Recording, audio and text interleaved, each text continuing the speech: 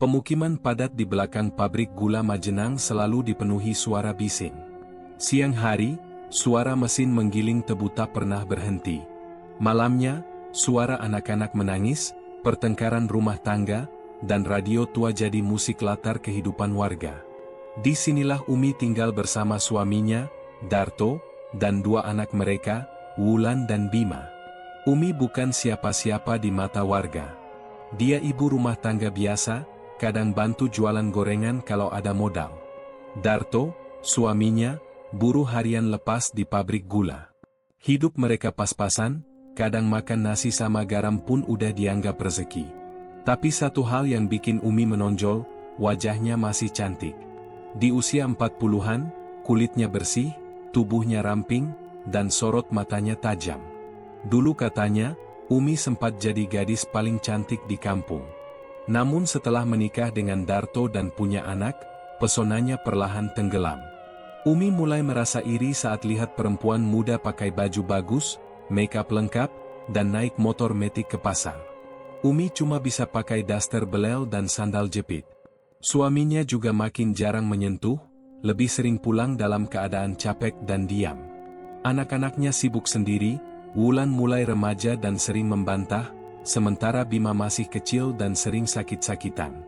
Kondisi rumah mereka pun memprihatinkan. Dindingnya dari triplek yang mulai lapuk, atap bocor kalau hujan, dan kamar mandi di belakang yang cuma disekat pakai seng berkarat. Tapi Umi tetap berusaha tampil bersih, walau cuma pakai bedak murahan dan sisiran seadanya. Di tengah keterpurukan itu, ada satu tempat yang sering jadi pelarian Umi, warung Bu Sarti. Letaknya di dekat rel kereta, agak tersembunyi, dan dikenal sebagai tempat kumpul ibu-ibu sambat soal hidup. Tapi bukan cuma itu. Di sana, kadang bisik-bisik soal hal gaib juga terdengar. Mulai dari cerita pesugihan, dukun pengasihan, sampai susuk pemikat. Umi awalnya cuma mendengar. Tapi lama-lama, cerita itu mengusik. Apalagi waktu Bu Sarti bilang, ada seorang janda muda yang dulunya miskin, sekarang bisa punya motor dan rumah permanen, gara-gara pasang susuk di bagian sensitif tubuhnya. Katanya, yang penting berani dan nurut syaratnya. Umi cuma senyum-senyum saat itu, tapi malamnya ia tak bisa tidur. Pikiran Umi mulai kemana-mana. Andai dia bisa sedikit lebih menarik, mungkin Darto akan kembali memeluknya. Mungkin Wulan gak akan malu punya ibu seperti dia. Mungkin hidup mereka gak akan terus-menerus susah. Keinginan itu makin lama makin kuat, apalagi ketika malam-malam Darto tidur memunggungi Umi tanpa sepatah kata pun. Hingga pada suatu sore, Umi memberanikan diri bertanya langsung ke Bu Sarti. Bukan soal siapa jandanya, tapi bagaimana caranya bisa pasang susuk seperti itu. Senyum Bu Sarti kala itu aneh. Seperti sudah menunggu pertanyaan itu keluar dari mulut Umi sejak lama. Kamu yakin? Kalau udah masuk, nggak bisa mundur lagi, Mi, kata Bu Sarti pelan, matanya tajam seperti menembus batin.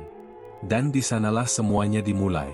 Sore itu langit Majenang tampak kelabu, seperti memberi tanda bahwa hidup Umi sebentar lagi tak akan pernah sama lagi. Minggu-minggu pertama setelah Umi mulai bekerja di pabrik gula itu, suasana rumah masih biasa aja. Tapi lama-lama, ada hal-hal kecil yang bikin bulu kuduk merinding. Awalnya, cuma perubahan sikap Umi. Biasanya dia bawel, suka ngomel kalau anak-anak berantakin rumah. Tapi sekarang, diam. Senyum-senyum sendiri. Pandangannya kosong, kayak lagi ngelamun, tapi matanya tajam banget kalau ngelirik suaminya, Pak Roni. Mi, kamu nggak apa-apa? Capek kerja, ya? Tanya Pak Roni suatu malam pas mereka lagi makan. Umi cuma ngangguk, senyum dikit. Tapi yang bikin aneh, pas Pak Roni sentuh tangannya, Umi langsung narik tangannya cepat, kayak jijik. Anak pertama mereka, Lala, juga mulai ngerasa ada yang beda. Suatu malam, dia bangun karena dengar suara kayak orang nangis. Tapi bukan nangis keras, pelan, serak, kayak dari dalam dada. Lala keluar kamar, mintip dari lorong. Di dapur, Umi duduk sendiri, rambutnya menutupi wajah, dan bahunya naik turun kayak lagi terseduh. Tapi anehnya, besok paginya, Umi ceria banget. Masak nasi uduk, goreng ayam, dan nyapa tetangga pakai senyum manis. Lala bingung. Malam nangis, pagi udah kayak nggak terjadi apa-apa. Satu sore, tetangga sebelah, Bu Eni, main ke rumah. Dia bisik-bisik ke Pak Roni. "Mas, maaf ya, itu istrinya, semalam saya lihat dia keluar jam 2 pagi, loh. Sendiri. Jalan ke arah pabrik. Saya kira dia salah jam, saya samperin, dia langsung belok ke gang buntu, terus hilang gitu aja. Nggak ada suara langkah, nggak ada suara pintu kebuka." Pak Roni nelen ludah. Wajahnya pucat. Mungkin Bu Eni salah lihat, Umi tidur di rumah kok semalam. Tapi waktu Pak Roni coba tanya Umi malamnya, jawabannya malah bikin makin merinding. "Kamu lebih percaya omongan tetangga daripada istrimu sendiri?" katanya, sambil matanya nyala kayak marah.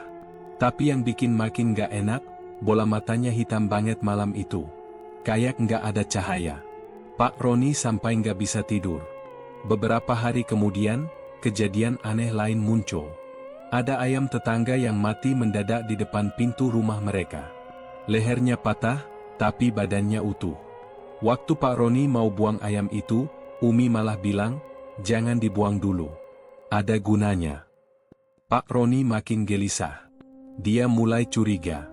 Dan dia baru sadar kalau setiap malam Jumat, Umi selalu pakai baju yang sama. Kebaya merah menyala, padahal dulu dia paling anti baju mencolok. Dia duduk di kamar, nyemprot wewangian yang baunya nyengat dan asing. Bau itu nggak pernah Pak Roni cium dari manapun. Kayak bunga busuk dicampur darah. Yang bikin makin ngeri, Umi nggak pernah mandi pagi lagi. Tapi anehnya, badannya selalu harum, kulitnya makin cerah, dan setiap malam, ada suara pelan dari kamar, kayak desahan, kayak bisikan, kayak suara lelaki asing. Anak-anak mulai enggan deket sama ibunya. Lala bilang, tiap Umi deketin, hawa dingin tiba-tiba muncul. Si bungsu, Adi, pernah mimpi buruk sampai 3 malam berturut-turut. Katanya, dia lihat ibunya berdiri di sudut kamar, tapi matanya hitam penuh, dan mulutnya menganga sampai ke telinga. Pak Roni mulai merasa takut tinggal serumah sama istrinya sendiri. Tapi belum ada bukti jelas. Cuma firasat, dan rasa dingin yang gak pernah hilang sejak malam itu. Dan dia belum tahu, ini baru permulaan. Hari-hari di rumah Umi mulai dipenuhi keributan. Suaminya, Pak Arif, pulang kerja dengan wajah penuh amarah, bukan lagi lelah seperti biasanya. Ia mudah tersulut emosi, bahkan pada hal-hal kecil. Anak-anaknya, Rizka dan Damar, juga jadi lebih pendiam. Mereka terlihat takut, seolah menyimpan sesuatu yang tak berani mereka ceritakan. Pak Arif mengeluh soal bau aneh yang selalu tercium di dalam kamar. Katanya, bau itu kayak bangkai yang udah lama dikubur tapi nggak pernah tenang. Setiap malam, ia juga mulai sering mimpi buruk. Mimpinya selalu tentang sosok wanita telanjang berdiri di tengah kamar sambil menatapnya tajam dengan mata merah menyala. Anehnya, setiap Pak Arif terbangun dari mimpi itu, Umi selalu duduk di sisi tempat tidur, diam. Tatapannya kosong, tangannya mencengkeram spray erat. "Kamu kenapa sih, Mi?" tanya Pak Arif suatu malam. Tapi Umi hanya tersenyum kecil, seperti nggak dengar apa-apa. Suasana makin aneh ketika Rizka tiba-tiba mimisan hebat waktu lagi makan malam. Darahnya nggak berhenti-berhenti sampai harus dibawa ke bidan. Tapi waktu diperiksa, tekanan darah Rizka normal, nggak ada luka di hidung, dan nggak ada gejala penyakit serius. Bidan cuma bisa geleng-geleng kepala, bilang mungkin karena kelelahan atau stres. Di sekolah, Damar juga mulai berulah. Ia yang biasanya penurut dan rajin, sekarang suka nyeleneh. Pernah sekali, ia ketahuan nyuri lilin di musola sekolah. Waktu ditanya, katanya buat main-main. Tapi ketika wali kelasnya nanya lebih lanjut, Damar cuma diam sambil menunduk. Matanya merah, seperti habis nangis. Salah satu tetangga, Bu Rani, sempat mendatangi rumah Umi. Ia khawatir karena sering dengar suara perempuan tertawa dari rumah Umi tengah malam. "Kamu nonton TV jam 2 pagi, Mi?" tanya Bu Rani setengah bercanda. Tapi Umi cuma tertawa pelan. "Ah, Mungkin suara anak-anak, jawabnya tanpa ekspresi. Tapi Bu Rani tahu itu bukan suara anak kecil. Tertawanya nyaring, melengking, dan seperti bukan dari manusia. Pak Arif makin lama makin jarang bicara dengan Umi. Ia mulai tidur di ruang tamu karena bilang gak nyaman sekamar. Kadang, ia bangun tengah malam dan mendapati Umi berdiri di depan cermin kamar, mengusap-usap tubuhnya dengan minyak wangi yang gak pernah ada sebelumnya di rumah. Bau minyak itu menyengat, manis tapi juga amis. "Kamu pakai apa, Mi? Kok baunya kayak kuburan habis digali?" tanya Pak Arif dengan nada curiga. Umi menoleh perlahan. Senyum kecil menghiasi bibirnya. "Ini minyak keberuntungan dari teman," katanya biar rezeki lancar. Pak Arif mendesis. "Teman yang mana? Kenapa kamu gak pernah cerita?" Umi hanya diam. Beberapa malam kemudian, Pak Arif sempat mengikuti Umi keluar rumah. Jam menunjukkan pukul 2 pagi.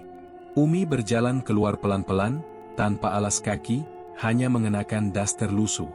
Pak Arif mengikutinya sampai ke belakang rumah, ke arah pagar pembatas dengan pabrik gula yang sudah lama nggak digunakan. Di balik pagar itu, Umi berdiri menghadap ke pohon besar, membelakangi suaminya. Ia bicara pelan, suaranya seperti berbisik. Tapi yang bikin Pak Arif bergidik, dia lihat sosok hitam tinggi berdiri di balik pohon, dan menjawab bisikan Umi dengan suara parau seperti serak kerikil. Pak Arif langsung mundur, menahan napas, lalu lari masuk ke rumah. Jantungnya berdetak kencang, wajahnya pucat. Sejak malam itu, ia tahu, ada sesuatu yang gak beres. Dan istrinya, bukan lagi Umi yang ia kenal selama ini. Tapi ia masih belum tahu harus apa. Karena setiap kali ia mencoba bicara, tatapan kosong Umi selalu membuatnya mundur. Dan suara tawa itu, makin sering terdengar dari kamar mereka. Setelah kejadian ganjil di rumahnya, Umi mulai bersikap semakin aneh. Bukan cuma soal perubahan penampilan dan sikap yang menggoda, tapi juga ada hal-hal kecil yang makin lama makin bikin bulu kuduk berdiri. Setiap malam, suara tangisan perempuan terdengar dari dapur. Tangisan lirih, sesekali diselingi bisikan yang tidak jelas. Awalnya Darto pikir itu hanya suara tikus atau suara anak-anak tetangga yang sedang bermain. Tapi saat dia bangun jam 3 pagi karena haus, dia lihat Umi berdiri mematung di depan kulkas. Matanya kosong, bibirnya komat-kamit, seperti lagi ngobrol sama seseorang yang gak kelihatan. Tapi waktu Darto tanya, Umi cuma menoleh sambil senyum miring, lalu bilang, "Aku cuma ngobrol sama teman lama." Yang paling bikin gak enak, anak bungsu mereka, Aldi, tiba-tiba sering sakit. Badannya panas tiap malam, tapi anehnya, waktu dibawa ke puskesmas, hasilnya normal. Dokter bilang gak ada gejala infeksi atau penyakit apapun. Tapi setiap Aldi mulai demam, dia selalu mimpi buruk. Dia teriak-teriak sambil nyebut kata yang sama berulang-ulang, "Jangan buka kain merahnya, jangan buka kain merahnya." Sementara itu, tetangga mulai curiga. Bu Ratmi, yang tinggal di sebelah rumah mereka, pernah lihat Umi keluar rumah jam 2 pagi, jalan pelan-pelan ke arah gang sempit di belakang pabrik gula. Gang itu udah lama dikenal angker, katanya tempat nyimpen bangkai sapi dulu. Tapi sekarang jadi jalur gelap yang jarang dilewatin orang. Bu Ratmi sempat manggil Umi, tapi Umi nggak noleh. Cuma terus jalan sambil bawa bungkusan hitam. Darto mulai merasa rumahnya udah nggak sama lagi. Suasana selalu pengap, padahal semua jendela dibuka. Kadang ada bau anyir darah yang tiba-tiba muncul dari kamar mandi. Pintu lemari di kamar mereka bisa terbuka sendiri, dan beberapa kali Darto nemuin bunga kantil kering di bawah bantalnya. Puncaknya, malam Jumat itu, Darto nggak bisa tidur. Dia dengar suara langkah kaki dari arah dapur. Tapi bukan langkah kaki manusia biasa, langkahnya berat, kayak seret kaki. Waktu dia intip dari balik pintu kamar, dia lihat Umi lagi duduk di atas meja makan, rambutnya menjuntai ke lantai, dan di hadapannya ada sesajen lengkap, bunga 7 rupa, kemenyan, dan potongan daging mentah. Darto langsung mundur, masuk kamar, dan kunci pintu rapat-rapat. Dadanya berdebar kencang. Dia nggak berani tanya apapun keesokan harinya. Tapi anehnya, besok paginya Umi bertingkah seperti biasa. Masak sarapan, nyapu halaman, senyum-senyum ke tetangga. Seolah-olah malam sebelumnya nggak pernah terjadi apa-apa. Darto makin bingung dan ketakutan. Rumah yang dulu jadi tempat paling aman buatnya, sekarang berubah jadi sarang misteri yang pelan-pelan menggerogoti kewarasannya. Tapi dia masih belum tahu harus ngapain, atau lebih tepatnya, berani ngapain. Malam itu Umi duduk sendiri di dapur, menatap kompor yang belum dinyalakan. Suara gemericik air dari kamar mandi seperti terdengar lebih keras dari biasanya. Ia tahu itu bukan suara dari rumahnya. Kedua anaknya sudah tidur sejak jam 9, dan suaminya baru saja pergi bekerja shift malam. Tiba-tiba lampu dapur berkedip-kedip. Umi mematung. Udara di sekelilingnya berubah dingin, menusuk tulang. Lalu, dari jendela dapur yang menghadap ke tembok pabrik gula tua, ia melihat sesosok bayangan. Tinggi, kurus, berdiri mematung tanpa wajah yang jelas. Umi menelan ludah, napasnya tertahan. Tapi saat ia mendekati jendela, bayangan itu hilang begitu saja. Besok paginya, Umi memutuskan mencari tahu. Ia pergi ke rumah Mak Rumi, dukun tua yang tinggal tak jauh dari pemukiman. Wanita itu sudah dikenal sebagai orang pintar, meskipun banyak yang takut padanya. "Kau main-main sama susuk yang bukan buat sembarang orang, Mi," kata Mak Rumi setelah menatap wajah Umi lama sekali. "Itu susuk nyawa. Bukan cuma cantik, tapi harus ngasih tumbal." Umi menegang. "Tumbal? Maksudnya?" Mak Rumi berdiri dan mengambil sesuatu dari dalam peti kecil, kain lusuh yang berbau dupa dan amis darah. Lalu ia menggelar kain itu di lantai. Di sana, Umi melihat bayangan samar wajah seseorang, suaminya. Tumbal pertamanya laki-laki yang tidur sama kau setelah pasang susuk itu. Kalau dia kuat, dia cuma akan sakit. Tapi kalau nggak kuat, bisa mati pelan-pelan. Darah Umi seperti berhenti mengalir. Suaminya memang sering mengeluh lemas sejak beberapa minggu terakhir. Badannya pun mulai kurus, matanya sayu, dan sering mengigau saat tidur. Umi pikir itu karena kerja berat di pabrik. Tapi ternyata, berarti aku harus mencabut susuknya. Suara Umi gemetar. Mak Rumi menggeleng. "Tela, susuk itu sudah tumbuh dalam daging. Harus ada ritual khusus. Tapi sebelum itu, kau harus tahu, kau belum bayar lunas." Umi terdiam, bingung. "Belum lunas gimana? Aku udah kasih ayam cemani waktu itu." "Bukan cuma ayam, Mi." Mata Mak Rumi menatap tajam. "Susuk kemaluan itu minta kepuasan, bukan sembelihan. Kau pernah nolak orang yang nafsu sama kau?" Umi tertegun. Ia memang pernah menolak 1-2 laki-laki iseng yang mencoba mendekat setelah ia berubah jadi lebih menarik. Tapi ia tak menyangka itu berpengaruh. Kalau kau nolak, dia akan ambil tumbal dari orang terdekatmu. Susuk itu bukan cuma bikin orang tergila-gila, tapi juga marah kalau nggak dipakai. Tubuh Umi bergetar. Tangannya mencengkeram kain di pangkuan. Terbayang wajah anak-anaknya, terutama Vira yang akhir-akhir ini sering menangis malam-malam. Takut sendirian. Sering mimpi buruk. Jangan-jangan, aku harus cabut susuk itu. Sekarang juga. Mak Rumi tersenyum sinis. "Bisa, tapi kau harus siap bayar mahal. Lebih mahal dari yang pernah kau bayangkan." Umi tak menjawab. Tapi dalam hatinya, ia tahu, ia sudah terlalu jauh. Tak ada jalan mundur. Dan malam ini, ia harus memilih, keluarganya, atau nafsunya. Malam itu udara terasa berat. Angin yang biasanya sepoi, kini membawa aroma anyir yang menusuk. Seisi rumah seperti dicekam hawa aneh. Danu yang biasanya tidur nyenyak, malam itu justru terbangun berkali-kali sambil menangis. Matanya sembab, tubuhnya panas dingin. "Umi, Danu kenapa sih? Dari sore rewel terus," keluh Reno, anak sulung Umi yang baru pulang kerja shift malam. Umi tampak cemas. Matanya tak lepas dari wajah Danu yang meringis di pangkuannya. Namun, yang membuat Reno heran, ibunya tidak seperti biasanya. Kali ini, Umi terlihat berani, bahkan tegas. Tanpa banyak bicara, Umi berdiri dan menyelimuti Danu, lalu menyuruh Reno menjaga adiknya. Ia keluar rumah begitu saja di tengah malam. Tanpa alas kaki, tanpa lampu senter. Langkahnya langsung menuju arah belakang pabrik gula.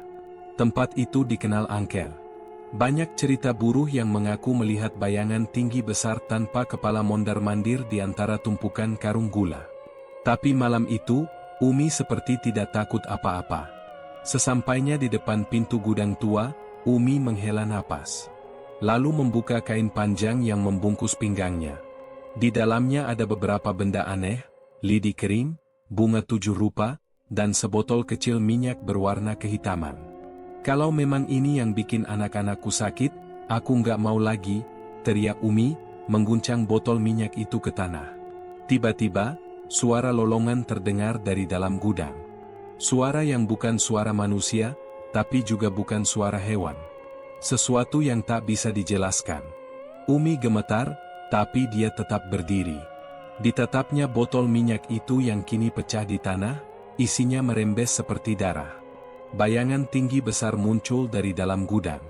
Perlahan, gerakannya menyeret, seolah berat. Sosok itu makin dekat.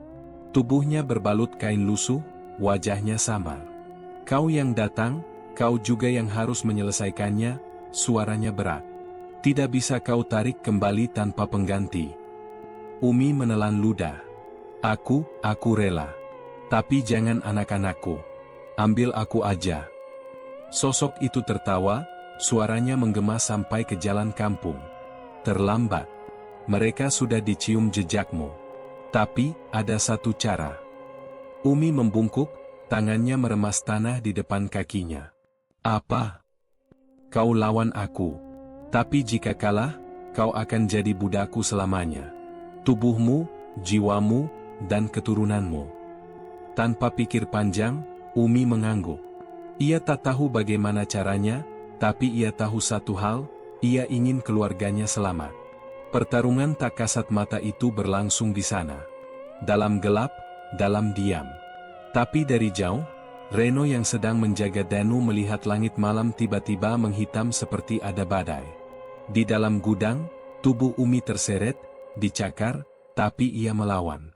Dengan jari-jari yang berdarah, ia menggambar sesuatu di tanah. Simbol. Entah dari mana ia tahu. Suaranya bergetar melafalkan doa-doa yang ia pelajari dari neneknya dulu. Bukan dari buku. Bukan dari ustaz. Tapi dari mulut ke mulut. Sosok itu meraung. Terhuyung. Tubuhnya mulai terbakar dari dalam. Umi merangkak menjal. Napasnya tersengal. Tubuhnya lemah. Tapi matanya tetap terbuka, melihat makhluk itu lenyap perlahan, menyisakan bara yang redup. Di rumah, Danu tertidur tenang. Panasnya hilang. Reno melihat ke arah jendela. Ia merasa, seperti angin malam membawa sesuatu pergi dari rumah mereka. Tapi Umi belum kembali. Dan malam itu, pintu gudang tertutup sendiri. Perlahan. Seperti tak pernah terbuka sebelumnya. Hujan turun deras malam itu. Langit hitam pekat, hanya sesekali disambar kilat yang menerangi rumah semi-permanen milik Umi. Angin kencang menghantam dinding triplek, membuat suara berderak-derak seperti ada yang sedang mencoba masuk. Umi duduk di ruang tengah, tubuhnya menggigil. Matanya sembab, wajahnya pucat. Satu-satunya yang menemaninya adalah suara tangisan lintang dari kamar sebelah dan radio tua yang menyala sendiri dengan suara samar-samar gamelan. Kenapa ini semua jadi begini?" Umi bergumam sambil menatap ke arah cermin kecil di dinding. Cermin itu bukan cermin biasa, itu adalah benda yang ia dapat dari dukun perempuan tempo hari. Sejak ia simpan di rumah, banyak kejadian aneh yang terus berdatangan. Tiba-tiba suara tangisan lintang berubah jadi jeritan. Umi langsung berlari ke kamar. Lintang menggigil di sudut tempat tidur, wajahnya pucat pasi, matanya melotot ke arah langit-langit kamar. "Ma, ada di atas. Ada yang nangkring." Umi langsung menatap ke atas, dan benar, ada bayangan hitam besar bertengger di langit-langit. Wujudnya samar, tapi jelas bukan manusia. Suaranya seperti napas berat dicampur geraman hewan buas. Tanpa pikir panjang, Umi menarik Lintang dan memeluknya erat. Mereka kabur ke dapur.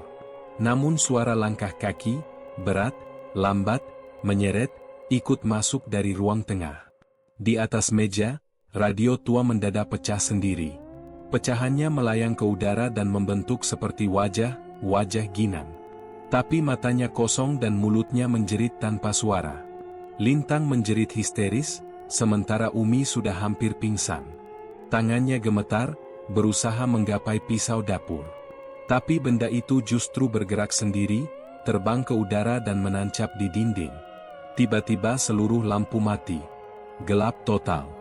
Yang terdengar hanya napas mereka berdua dan suara seseorang yang seperti berbisik di telinga. Bayarmu belum lunas. Umi merasakan lehernya seperti dicekik. Tubuhnya terangkat beberapa sentimeter dari lantai.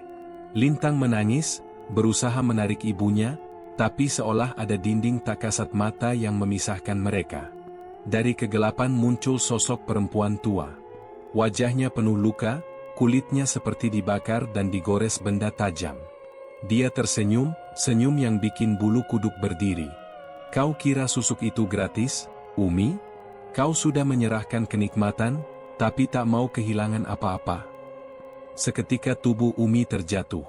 Dia batuk-batuk hebat, mulutnya mengeluarkan darah hitam kental. Tangannya mencoba menopang tubuh, tapi lemas. Lintang berteriak, memeluk ibunya. Namun, teror belum selesai. Dari arah kamar Ginan, terdengar suara pintu dibanting keras. Suara langkah kaki cepat, seperti seseorang sedang berlari, tapi tidak keluar, justru ke arah mereka. Dan, suara itu berhenti tepat di belakang Lintang. Umi membuka matanya perlahan dan melihat sesuatu berdiri di belakang anaknya. Sesuatu yang mengenakan baju kerja Ginan, tapi tubuhnya setengah hancur, matanya tinggal satu, dan perutnya robek menganga. "Ma, tolong!" bisik Lintang. Sosok itu menunduk, menyentuh kepala Lintang dan gelap. Tak ada suara, tak ada cahaya. Hanya aroma besi dan tanah yang memenuhi udara. Bab ini adalah malam tergelap dalam hidup Umi. Dan belum ada tanda-tanda akan berakhir. Suasana malam di pemukiman padat belakang pabrik gula Majenang berubah drastis. Bukan lagi hanya sunyi yang terdengar, tapi isak tangis, bisikan tak dikenal, dan bau anyir yang menyengat di udara. Rumah Umi berdiri dingin di tengahnya, seperti sumber dari semua kegilaan itu. Semenjak teror malam itu, Umi tidak lagi berbicara. Mulutnya terkunci rapat seperti ada sesuatu yang menahan. Matanya kosong, tapi tubuhnya masih bergerak, seperti dikendalikan oleh kekuatan tak terlihat. Darto, anak sulungnya, memutuskan malam itu harus menjadi akhir dari semua kekacauan. Dia tak sanggup lagi melihat adik-adiknya ketakutan, tidur meringkuk sambil menggenggam sajadah bekas peninggalan almarhum ayah mereka. Dengan langkah mantap, Darto menyusup keluar rumah, menyelinap menuju rumah Mak Iyah, dukun tua yang dulu sempat membantu saat istrinya Pak Kumis kerasukan. Mak Iyah memang sudah hampir pikun, tapi matanya masih tajam. "Kamu yakin mau tahu semuanya? Karena sekali kamu buka, kamu nggak bisa nutup lagi," ucapnya sambil menyalakan dupa dan menggambar simbol di tanah. Darto mengangguk. "Saya nggak peduli lagi, Mak. Saya cuma mau ibu saya balik kayak dulu lagi." Mak Iyah menghela napas panjang. "Ibumu, dia udah bukan Umi yang dulu. Dia narik susuk kemaluan dari pabrik gula itu. Susuk itu bukan buat cantik. Itu buat manggil penguasa bawah tanah, Mak Lampir Gula. Siapa yang pakai susuk itu, harus bayar dengan darah orang terdekat." Darto kaget, tapi semua mulai masuk akal. Kenapa abahnya meninggal mendadak? Kenapa adiknya sering mimpi buruk dan ketindihan? Kenapa tetangga sekitar makin lama makin menjauh? Kalau kamu mau lawan, kamu harus ke jantung pabrik itu. Bakar susuknya. Tapi hati-hati. Makhluk itu udah terikat sama ibumu. Kalau kamu lepas, dia bakal ngelawan, dan dia nggak bakal sendirian, jelas Mak Iyah. Tanpa buang waktu, Darto pulang, mengumpulkan keberanian dan beberapa barang, garam, cermin kecil, dan air dari sumur 7 yang Mak Iyah berikan. Tengah malam, dia diam-diam membuka lemari tua di kamar Umi. Di dalamnya, ada bungkusan kain merah, susuk yang dibalut dengan rambut dan darah kering. Bau amisnya menusuk hidung. Saat dia menyentuhnya, suara jeritan terdengar dari ruang tengah. Umi berdiri di ambang pintu. Matanya merah menyala, tubuhnya melayang beberapa sentimeter dari lantai. Tapi Darto tak gentar. Dengan cepat, dia melarikan diri ke arah pabrik gula yang sudah lama ditinggalkan. Kabut tebal menyelimuti area itu, padahal seharusnya malam itu langit cerah. Begitu sampai di ruang tengah pabrik yang terbengkalai, Darto membentuk lingkaran garam, menyalakan cermin di tengah, dan menyiramkan air sumur ke bungkusan susuk. Begitu air menyentuh bungkusan, makhluk wanita tinggi berambut putih menjulur keluar dari dinding pabrik, menjerit marah. "Kau bocah lancang. Dia milikku sekarang. Dia ibuku." Pertarungan pun terjadi. Darto dilempar ke tembok, tubuhnya tergores, tapi dia bertahan. Dengan kekuatan terakhir, dia bakar bungkusan susuk di dalam lingkaran. Jeritan panjang terdengar. Mak lampir gula terbakar dalam cahaya merah menyala. Umi, yang tubuhnya melayang di rumah, terjatuh lemas. Namun, tepat sebelum api padam, mata mak lampir gula menatap Darto dengan ancaman, "Ini belum selesai, darahmu belum cukup." Lalu semuanya hening. Darto tertunduk, tubuhnya gemetar, namun hatinya lega. Untuk pertama kalinya dalam beberapa minggu, keheningan terasa damai. Namun, sesuatu dalam dirinya tahu, ini belum benar-benar berakhir. Sejak malam penuh darah dan jeritan itu, kehidupan di rumah Umi berubah drastis. Tak ada lagi suara ketawa Dimas atau langkah berat Pak Rahmat pulang kerja. Rumah mereka yang dulu ramai, kini seperti kuburan. Tapi anehnya, justru setelah semua teror itu, Umi tampak tenang. Terlalu tenang. Ia kembali berjualan gorengan di depan rumah, seolah tak pernah terjadi apa-apa. Warga yang tadinya takut mendekat, mulai luluh karena Umi kembali menjadi seperti dulu, ramah, murah senyum, bahkan rajin mengaji di musala dekat pabrik. Anak-anak kecil pun mulai bermain lagi di halaman rumahnya, tak ada lagi rasa takut seperti sebelumnya. Pak RW sampai bilang ke warga, "Syukurlah, Umi sudah kembali normal. Mungkin dulu dia cuma depresi karena tekanan ekonomi." Warga mengangguk-angguk, menerima alasan yang terasa aman di kepala mereka. Tapi mereka semua salah. Sangat salah. Di dalam rumah, tepat di belakang lemari tua di kamar Umi, ada ruang kecil yang tak pernah diperhatikan siapapun. Di sana, tersimpan cermin besar berbingkai kayu hitam, menghadap ke sebuah ranjang besi kosong. Setiap malam, Umi masuk ke ruangan itu, duduk di depan cermin, dan berbicara. "Sudah kuturuti semuanya, sekarang mana gantinya?" bisiknya sambil menatap bayangan wajahnya yang tampak lebih muda, lebih segar, lebih menggoda. Bayangan di cermin tak menirukan gerakannya. Ia tersenyum tipis, dingin. Lalu menjulurkan lidah panjang dan merah ke arah Umi. "Belum selesai. Masih ada satu yang harus kau serahkan," bisik suara dari cermin, tak terdengar oleh siapapun kecuali dia. Umi menggigit bibir. "Aku sudah kehilangan anak-anakku, suamiku, masih kurang, ya? Masih? Kau belum benar-benar milikku." Besok paginya, warga digemparkan dengan kedatangan 2 orang lelaki asing berpakaian serba hitam. Mereka mengetuk pintu rumah Umi sambil membawa kantong plastik besar. Isinya? Mereka bilang hanya perlengkapan ritual untuk penyembuhan spiritual.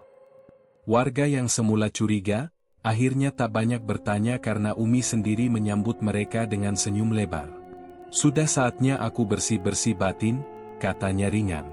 Selama 3 hari, rumah itu ditutup. Tirai-tirai jendela diganti dengan kain merah tua. Bau kemenyan dan suara gemerincing logam terdengar dari dalam. Tak ada yang berani mendekat. Hingga hari keempat, tiba-tiba semuanya sunyi. Tirai dibuka. Pintu terbuka. Tapi rumah itu kosong. Umi menghilang. Para tetangga yang masuk hanya menemukan ruangan depan yang rapi dan bersih. Tapi di kamar tidur, mereka menemukan cermin besar berbingkai hitam yang memantulkan bayangan, yang anehnya tidak sesuai dengan posisi tubuh siapapun yang berdiri di depannya. Warga mengira Umi kabur, mungkin malu, mungkin trauma. Mereka menganggap semuanya telah selesai. Bahkan Pak RW mengadakan doa bersama, sebagai penutup dari bencana keluarga itu. Tapi malamnya, di salah satu rumah warga, seorang ibu muda yang sedang hamil tua, bermimpi aneh. Dalam mimpinya, ia melihat Umi berdiri telanjang di depan cermin besar itu, perutnya membesar, matanya menyala merah. Giliranku belum selesai. Si ibu bangun sambil menjerit dan mendapati ada bercak darah di spray tempat tidurnya. Tapi bayi di kandungannya masih bergerak, sehat. Hanya saja perutnya terasa panas. Dan cermin besar di rumah Umi, kini tak ada lagi di sana. Warga tenang. Mereka pikir semuanya sudah selesai. Tapi itu cuma awal dari permainan yang lebih besar. Karena yang mereka hadapi bukan cuma manusia yang serakah. Tapi sesuatu yang jauh lebih kuno, dan jauh lebih lapar dari sekadar nafsu. Dan ia belum kenyang. Malam itu, hujan turun deras. Kilat menyambar langit Majenang, menerangi pemukiman padat di belakang pabrik gula. Umi berdiri di depan cermin besar yang tiba-tiba muncul di ruang tengah rumahnya. Cermin itu tidak pernah ada sebelumnya. Namun entah mengapa, malam itu ia berdiri di depannya. Rambutnya kusut, matanya merah. Bibirnya penuh luka bekas digigit sendiri. Di cermin, bayangan dirinya berbeda. Senyumnya terlalu lebar, matanya penuh nafsu dan darah. Sudah siap membayar harga terakhir, Umi? Suara dari balik cermin bergema. Tapi bukan dari bibirnya. Bayangan itu berbicara sendiri. Umi jatuh berlutut, tangannya gemetar. Nafasnya pendek-pendek. Aku nggak mau lagi. Aku mau keluargaku balik. Aku nyesel. Telat, jawab bayangan itu. Bayarannya sudah disepakati. Kau dapat gairah, tubuh memikat, kekuasaan diranjang. Tapi kau lupa, pesugihan susu kemaluan tak pernah gratis. Tiba-tiba, tubuh Umi ditarik ke dalam cermin. Ia berteriak, tapi tak ada yang mendengar. Di dalam sana, ia melihat dirinya dikuliti, dijilat makhluk hitam dengan mata merah. Tubuhnya dicabik pelan-pelan tapi ia tidak mati. Ia hidup dalam siksaan itu. Di luar, Ardi dan Rahma, dua anaknya, terduduk di depan rumah, tubuh mereka membatu. Tatapan kosong, mulut berbisik pelan-pelan mengulang, ibu bohong, ibu jahat, ibu bohong, seperti kaset rusak. Tatang, suami Umi, ditemukan warga pagi harinya dalam kondisi tak wajar. Tubuhnya telanjang, tergantung di depan gerbang pabrik gula. Wajahnya tersenyum, tapi mata terbuka lebar, beku. Di dada kirinya, tergurat kata, miliknya. Polisi datang, wartawan berdatangan, namun warga tahu, ini bukan kasus biasa. Sejak malam itu, pabrik gula Majenang kembali memunculkan aroma aneh tiap malam Jumat. Bau amis bercampur bunga melati, suara perempuan mendesah samar-samar terdengar dari cerobong asap. Satu persatu warga yang pernah melihat Umi mandi di sumur belakang, atau diam-diam mengintip tubuhnya, mulai mengalami hal-hal ganjil. Pak Darto, tukang servis kipas yang pernah mengelus punggung Umi diam-diam saat pasang kipas, ditemukan tewas di kamar mandi dengan kelamin meledak. Bu Lilis, tetangga yang sering julid karena iri melihat Umi makin cantik, hilang secara misterius, hanya meninggalkan baju tidur yang lengket dan bercak darah. Desa itu mulai sepi. Banyak yang pindah. Tapi rumah Umi tetap utuh, tak tersentuh. Tidak rusak, tidak lapuk, tidak pernah kotor. Tapi siapapun yang lewat depan rumah itu, selalu merasa diawasi. Suatu hari, 6 bulan setelah kejadian itu, seorang influencer horor dari Jakarta bernama Raga datang bersama timnya. Mereka ingin membuat konten, Rumah Susuk Kemaluan Majenang. Kamera mereka canggih, ada night vision dan mikrofon super sensitif.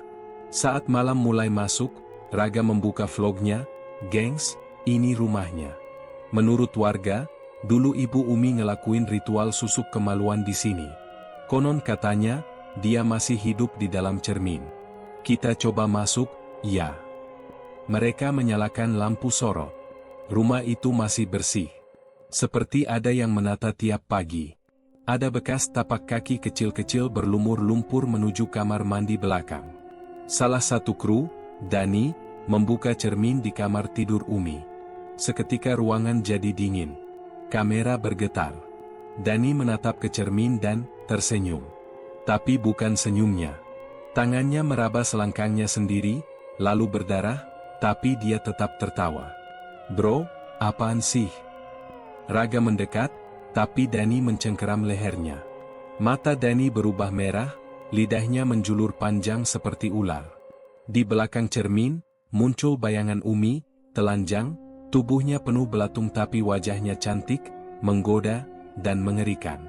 Satu persatu mereka masuk ke dalam cermin.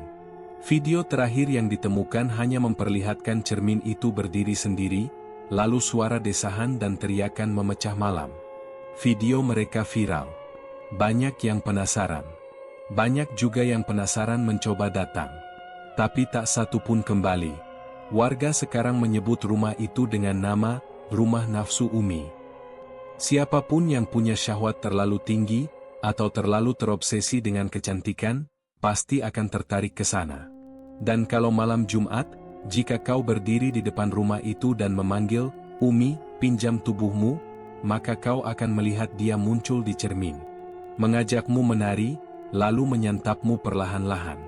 Tapi, cerita ini belum selesai. Karena Rahma, anak perempuan Umi, kini sudah remaja. Tinggal bersama neneknya jauh di luar kota.